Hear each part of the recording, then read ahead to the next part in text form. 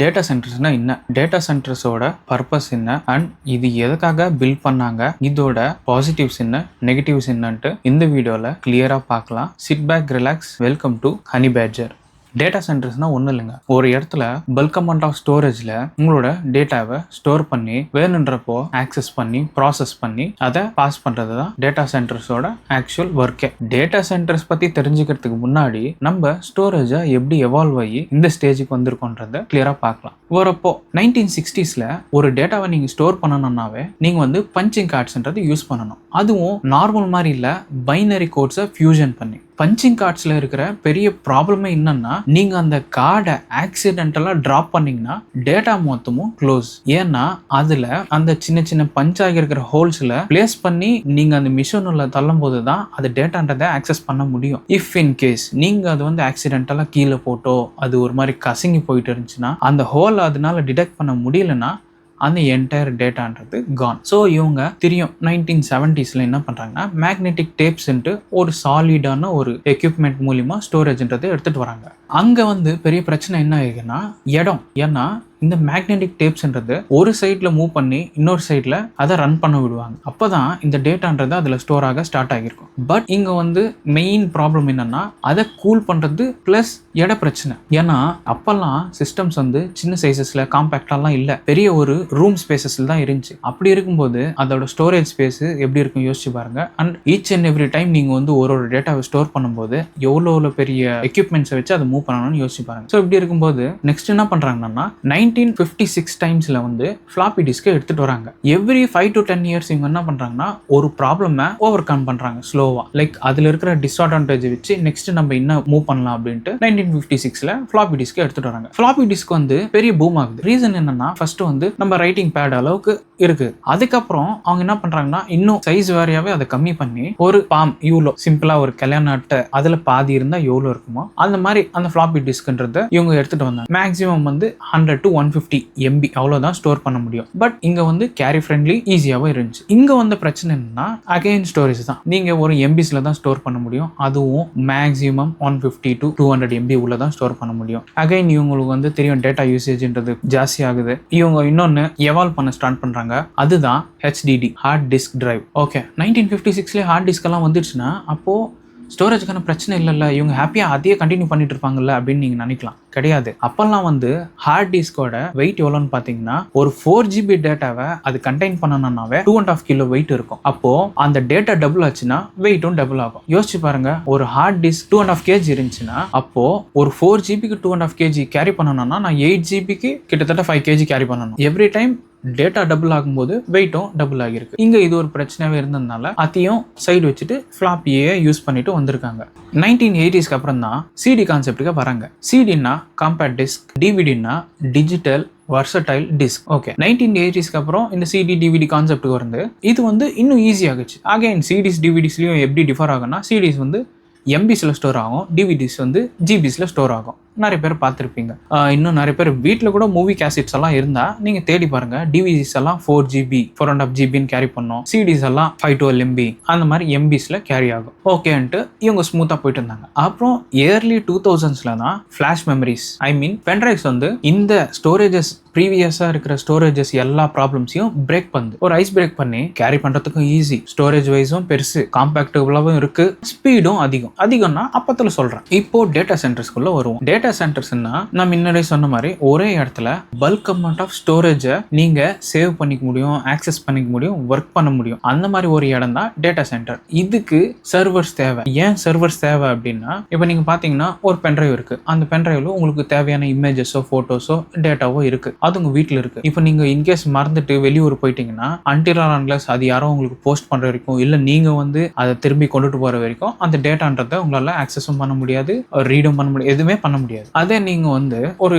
மெயில்லயோ வாட்ஸ்அப்லயோ எங்கேயோ ஒரு கிளவுட் ஒரு சர்வர் ஃபார்மேட்லயோ எங்கேயோ ஒரு டேட்டா சென்டர்ல கிளவுட் ஃபார்மேட்ல நீங்க அதை சேவ் பண்ணீங்கன்னா நீங்க எங்க இருந்தாலும் சரி ஜஸ்ட் அந்த ஒரு ஆப்பையோ இல்ல சாஃப்ட்வேரையோ யூஸ் பண்ணி நீங்க டவுன்லோட் பண்ணிக்க முடியும். ஸோ இந்த கான்செப்ட் பத்தி கூகுள் அண்ட் அமேசான் இவங்க 2003லயே டேட்டா சென்டர்ஸ் இருந்தா நம்மளோட யூசர்ஸ் கஸ்டமர்ஸ்ன்றத அதிகரிப்பாங்கன்ட்டு இவங்க பில்ட் பண்ண ஸ்டார்ட் பண்றாங்க. 2003ல first Google and Amazon start பண்றாங்க. கூகுள் கூகுள் டேட்டா சென்டர்னே இருக்கு. அமேசான் வந்து அமேசான் ஒர்க் ஸ்பேஸ்ன்ட்டு AWS அதை மீன் பண்ணி ஒரு டேட்டா சென்டர் ஸ்டார்ட் பண்றாங்க. அப்புறம் 2006ல மைக்ரோசாஃப்ட் அஜூர்ன்ட்டு ஒரு சாஃப்ட்வேருக்காக ஒரு டேட்டா சென்டர் உருவாக்கி கிளவுட் ஸ்டோரேஜ்ன்றதை அவங்களும் கொண்டுட்டு வராங்க. இதை பார்த்த பிறகு Facebook meta data centre open பண்றாங்க 2011ல. ஸோ ஓகே, இவங்க ஓப்பன் பண்ண ரீசன்ஸ் என்ன அப்படின்னு பார்த்தீங்கன்னா ஒன்றும் இல்லை, அவங்களோட கஸ்டமர்ஸ், வியூவர்ஸ், ஆடியன்ஸ்க்கு என்ஹான்ஸ் பண்ணி ரிலேயபிளா கஸ்டமர்ஸை பெருக வைக்க. இப்போ கூகுள் வந்து நீங்க பார்த்தீங்கன்னா நம்பர் ஆஃப் யூசர்ஸ் வந்து யூடியூப்ல தான் இருக்காங்க. மெயில்ஸ் வந்து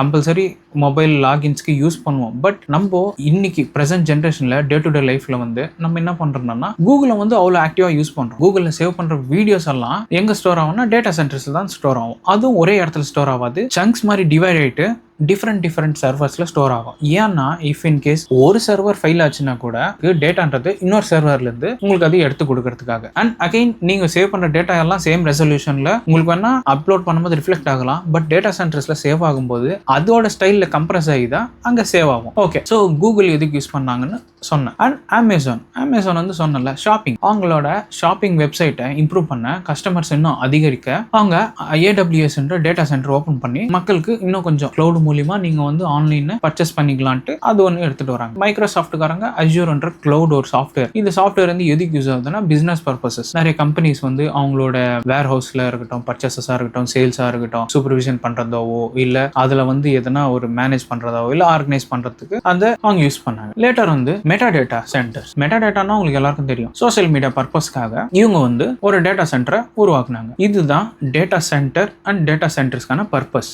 இப்போ டேட்டா சென்டர்ஸ் வந்து பெனிஃபிட்ஸ் என்ன, ப்ராப்ளம்ஸ் என்னன்றது பார்க்கலாம். பெனிஃபிட்ஸ் என்னன்னா உங்களுக்கு எல்லாம் தெரியும், ஓரப்ப நம்மளுக்கு வந்து இன்டர்நெட் டேட்டா இவ்வளோ ரிலேபிளா இல்லை. ஏன்னா ஓரப்ப நீங்க பாத்தீங்கன்னா 2010-11 டைம்ஸ்ல எல்லாம் யாராவது 1 GB டேட்டா வச்சிருந்தாங்கன்னாவே ரொம்ப எலைட் பீப்புள்ன்ற மாதிரி நம்ம பார்ப்போம். ஏன்னா என் ஃப்ரெண்ட் சர்க்கிள்ல வந்து யாராவது மந்த்லி 350-400 அவங்க ரீசார்ஜ் பண்ணாங்கன்னா தான் 1 GB 1 மந்த்துக்கு மொத்தத்துக்கும் அவங்க வந்து 1 GB தான் தருவாங்க. அந்த 1 GB எனக்கு வந்து வா 1 GB அடே 1 GB வச்சு என்னடா பண்ணுவேன் அப்படின்ற மாதிரி இருந்துச்சு. பட் எப்போ ஜியோ வந்து இந்தியாவில் free internet data without limit unlimited டேட்டான்றத ஜனங்களுக்கு ப்ரொவைட் பண்றாங்களோ நம்மளுக்கு இன்டர்நெட் ஆக்சஸ்ன்றது ரொம்ப ரிலையபிளாகவும் ரொம்ப ஈஸியாகவும் ஆச்சு. அதுவும் அன்லிமிட்டட் வேற சொன்னாங்களா, இதனால நம்மளுக்கு வந்து எந்த ரெஸ்ட்ரிக்ஷன்ஸுமே இல்லை. ஏன்னா டேட்டா வந்து ஃப்ரீயா கிடைக்கும் போது நம்ம வந்து ஏன் கம்மி குவாலிட்டியில வீடியோ பார்ப்போம், ஜாஸ்தி குவாலிட்டியில தான் பார்ப்போம். அண்ட் இன்னொன்று என்னன்னா, வீடியோ பார்க்குறவங்க ஜாஸ்தியானாங்கன்னா வீடியோ பண்ணுறவங்களும் ஆப்வியஸாக ஜாஸ்தி ஆகி தானே தீருவாங்க. ஸோ அந்த மாதிரி கண்டென்ட் கிரியேட்டர்ஸும் ஜாஸ்தியானாங்க. யூடியூப்லையும் நிறைய பேர் வீடியோஸ் பண்ண ஸ்டார்ட் பண்ணாங்க, போஸ்ட் பண்ண ஸ்டார்ட் பண்ணாங்க. கன்சிஸ்டண்ட்டாக வீடியோ மொபைல் பற்றி, பைக் பற்றி, கார் பற்றி, எந்த இன்ஃபர்மேஷன் வேணாலும் ஒரு இடத்துல நீங்கள் வந்து ப்ராக்டிக்கலாக அதை பார்த்து வாங்கணுன்ற மாதிரி எல்லாருக்கும் வந்து யூடியூப் வந்து ரொம்ப ரிலவபிள் ஆச்சு. அப்லோட் பண்ற டேட்டாஸ் எல்லாமே இந்த டேட்டா சென்டர்ஸ்ல ஸ்டோர் ஆக ஸ்டார்ட் ஆச்சு. அந்த டேட்டா சென்டர்ஸ்ல இருந்து நம்ம இன்டர்நெட் ஆக்சஸ் பண்ணி வீடியோஸ், போட்டோஸ் எல்லாத்தையும் பார்க்கறதுக்கு பெனிஃபிட் ஆச்சு. நெகட்டிவ் சைடு எப்போ டர்ன் ஆகுதுன்னா இதோட ஸ்பேஸ்ன்றது அதிகரிக்கும் போது. இங்க தான் ஆக்சுவல் பிரச்சனையை டீடைல்டா டிஸ்கஸ் பண்ண போறோம். ஸ்டார்டிங் வந்து நெதர்லாந்து, ஜார்ஜியா அண்ட் சிங்கப்பூர் இந்த மாதிரி கண்ட்ரிஸ்ல எல்லாம் என்ன ஆகிருக்குன்னா நிலப்பரப்பாவே பிரச்சனை வந்திருக்கு. எலக்ட்ரிசிட்டி பவர்ஸும் நிறைய கன்சியூம் பண்ணிருக்காங்க. மெயின் ப்ராப்ளம் வந்து வாட்டர். நம்மளுக்கு வந்து தண்ணி பிரச்சனை இப்போ ஃபேஸ் பண்றோம். ஆனா அவங்களுக்கு எப்போதுல இருந்தோ தண்ணின்றத ஒரு மேஜர் கன்சர்னாவே இருந்துச்சு. ஃபாரின் கண்ட்ரிஸா சொல்றோம். ஸோ அப்படி இருக்கும்போது இந்த டேட்டா சென்டர்ஸ் வந்து அதை கூல் பண்ணிக்க நிறைய தண்ணி தேவைப்படும். உங்களுக்கே தெரியும், இப்போ ஒரு நம்ம மொபைல் யூஸ் பண்றோம், இப்போ கேமரால நம்ம ஒரு வீடியோ ரெக்கார்ட் பண்ணிட்டு இருந்தோம்னா மொபைல் எவ்வளோ ஹீட் ஆகும். ஸோ அதே மாதிரி இந்த டேட்டா சென்டர்ஸும் நம்ம எவ்வளோ யூஸ் பண்ணிட்டு இருக்கோமோ அது எவ்வளோ ஃபாஸ்ட்டாக நம்மளுக்கு ரெஸ்பான்ஸ் கொடுத்துட்டே இருக்கும், அவ்வளோ ஹீட் ஆகிட்டே இருக்கும். அது ஹீட் ஆகிட்டே இருக்கும்போது அது கூல் பண்ணலினா அது வந்து ஸ்ட்ரக் ஆக, ஸ்டாப் ஆக, இல்லை எரர் ஃபேஸ் ஆக நிறைய சான்சஸ் இருக்கு. ஸோ இப்போ இவங்க என்ன பண்றாங்கன்னா அதை கூல் பண்ண வாட்டர் யூஸ் பண்றாங்க. அந்த நெதர்லாந்து மாதிரி இருக்கிற இடத்துல வந்து எலக்ட்ரிசிட்டி யூசேஜ் ஜாஸ்தியானதுனால அங்க இருக்கிற சிவிலியன்ஸ்க்கு அது வந்து பெரிய பர்டனா மாறுது. யோசிச்சு பாருங்க, இப்போ வந்து உங்களுக்கு கரண்ட் பில் வந்து ஒரு 500 ரூபாய் வருது. சடனா டேட்டா சென்டர் விழுந்த பிறகு மாசம் உங்களுக்கு வந்து 1000 ரூபாய் வருதுன்னா எதனாலன்னா மின்சார கட்டமைப்பு, அதனால வர லிமிடேஷன்ஸ், அவங்க நிறைய யூஸ் பண்றதுனால எலக்ட்ரிசிட்டி பவர் பத்த மாட்டேங்குது. அதை ப்ரொடியூஸ் பண்ணணும்னா நாங்க இன்னும் நிறைய அதுக்கான எக்யூப்மெண்ட்ஸ் வாங்கணும். அது வாங்கினோம்னா இம்போர்ட் எக்ஸ்போர்ட் காஸ்ட் ஜாஸ்தி ஆகுது. அது எல்லாம் அங்க இருக்கிற அந்த ஊர் ஜனங்க மேல வீதுன்றத அவங்க அதை அப்சர்வ் பண்ணி எடுத்துட்டு வந்து அங்க இருக்கிற காமன் கோர்ட்ல வந்து வைக்கிறாங்க. இது எங்களுக்கு வேணாம், எங்கேயாவது மூவ் பண்ணிடுங்க, இல்ல புதுசா கொண்டு வராதீங்கன்ட்டு. அதுக்கப்புறம் அதுக்கப்புறம் மெட்டா டேட்டா சென்டர்ஸ்னால ஜார்ஜியால ஒரு ஃபேமிலி அஃபெக்ட் ஆயிருக்கு. ஒரு ஃபேமிலியில அந்த சுற்று வட்டாரத்துல இருக்கிற ஃபேமிலிஸ் எல்லாம் அஃபெக்ட் ஆயிருக்கு. ஒரு ஃபேமிலி ரிலேட்டடான வீடியோ வந்து உங்களால யூடியூப்ல பார்க்க முடியும். அது என்னன்னா, ஒரு லேடி வந்து தன்னோட வீட்டுல தண்ணி எந்த அளவுக்கு ஷார்டேஜ் ஆகிருக்கு. ஒரு டேப் திறந்தாலே எவ்வளவு ஃபோர்ஸா போகும்ன்றது உங்களுக்கு தெரியும். ஆனா தண்ணியே இல்ல, டேங்க்ல தண்ணியே இல்லாத போது எப்படி அந்த தண்ணி வந்து ட்ரிசில் ஆகுமோ அதே மாதிரி அவங்களோட டெய்லி ரிக்குவயர்மெண்ட்கான தண்ணியை அப்படிதான் ட்ரிசில் ஆகிருக்கு. அதுவும் இல்லாம அந்த தண்ணியில கலப்படமான ஒரு வஸ்துக்கெல்லாம் அவங்களும் பாக்குறாங்க. ஏன்னா பக்கெட்ல குளிக்கலாம்னு யூஸ் பண்ற தண்ணிலையும் நிறைய டஸ்ட் பார்ட்டிகல்ஸ் மாதிரியான ஒரு சில இதுங்களையும் அவங்க வந்து கிளீனா அப்சர்வ் பண்றாங்க. அண்ட் சிங்கப்பூர்லயும் இதே ப்ராப்ளம் ஃபேஸ் பண்றாங்க. ஆனா அப்போ வந்து அவங்க என்ன பண்றாங்கன்னா 2019 இருந்து 2024 வரைக்கும் ஸ்ட்ரிக்டான ஒரு பேன் எடுத்துட்டு வராங்க. எப்படின்னா, நீங்க ஒரு எந்த டேட்டா சென்டர்ஸுமே எக்ஸிஸ்டிங் டேட்டா சென்டர்ஸ் விட்டு வேற எந்த டேட்டா சென்டர்ஸுமே ஆப்ரேட்டும் பண்ணக்கூடாது, ஓப்பனும் பண்ணக்கூடாது. இருக்கிற டேட்டா சென்டர்ஸ்லயும் கூட சிலது க்ளோஸ் பண்ணிட்டாங்க. லாஸ்ட் வீடியோலயே சொன்னேன், இந்த வீடியோலையும் அதே தான் சொல்கிறேன். இவங்க எல்லாரோடைய ஃபோக்கஸும் இப்போ வந்து இந்தியா மேலே டர்ன் ஆகியிருக்கு. ஏன்னா ஆமாம், இந்தியாவில் வேஸ்டான பிளேஸ் இருக்குது. ஐ மீன் பெரிய நிலப்பரப்பாகவே நார்த் சைட்லலாம் இருக்குது, இல்லைன்னு இல்லை. பட் என்னன்னா, தண்ணிக்கான பிரச்சனை நம்மளுக்கும் இருக்குது. ஏன்னா பாப்புலேஷன்ன்றதுல நம்ம வந்து மேக்ஸிமம் ஹிட் பண்ணிட்டு இருக்கோம். அதனால டே டு டே நம்மளுக்கு வந்து ஒரு நாளைக்கு கிட்டத்தட்ட 14 to 15 லட்சம் லிட்டர் தேவை ஒரு நாளோட யூசேஜ்க்கு. சென்னை, பெங்களூர், ஹைதராபாத் மாதிரி இடத்துலலாம் ஒரு நாளைக்கு தண்ணியோட தேவை எப்படி இருக்குன்னா 13 to 16 லட்சம் litre, I mean 13 to 16 lakh liters தண்ணி ஒரு நாளைக்கு நம்மளோட யூசேஜுக்கு தேவை. சேம் அமௌண்ட் வந்து இந்த டேட்டா சென்டர்ஸ் யூஸ் பண்ணுது. ஆல்ரெடி பெங்களூர்ல 34 டேட்டா சென்டர்ஸ் இருக்கு, சென்னையில 32 டேட்டா சென்டர்ஸ் இருக்கு, ஹைதராபாத்ல 28 டேட்டா சென்டர்ஸ் இருக்கு. இது பத்தாத இவங்க வந்து டயர் 2, டயர் 3 சிட்டிஸ்ல கூட இவங்க எடுத்துட்டு வர பாக்குறாங்க. அப்படின்னா கோயம்புத்தூர், லக்னோ இந்த மாதிரி நிறைய இடத்த இவங்க சூஸ் பண்ணி இந்தியாவுல அவங்க டேட்டா சென்டர்ஸை கொண்டு வந்து இன்ஸ்டால் பண்ணவும் போறாங்க. இவங்க இது எடுத்துட்டு வர முன்னாடி என்ன சொல்றாங்கன்னா, நாங்க ஒரு ஜெல்ல கண்டுபிடிச்சிருக்கோம், liquid cooler gel.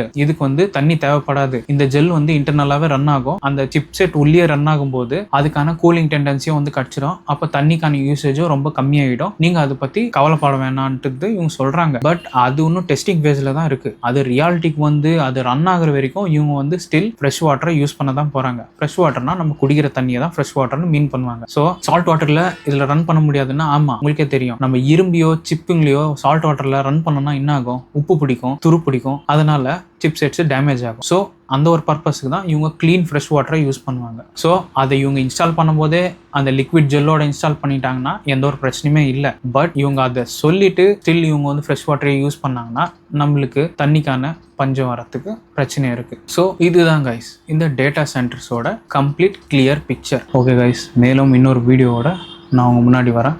Until then, bye from Honey Badger.